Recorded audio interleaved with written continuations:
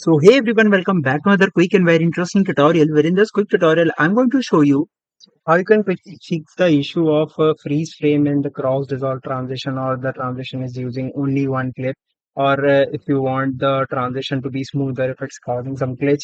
Now in order to fix all of that, just simply first of all let me apply a cross dissolve effect on my clips. Now here if I apply the cross dissolve, first I need to connect both the clips.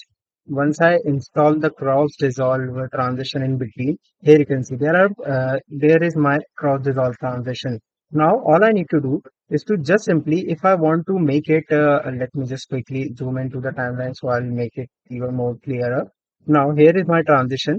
Now one thing, if the video does not have any clips away from the transition or behind the transition, it will show a blank screen. So in order to fix that, just simply make sure that your video has some clips in between. So you can just simply cut out the video clip that you're applying the transition from starting and beginning.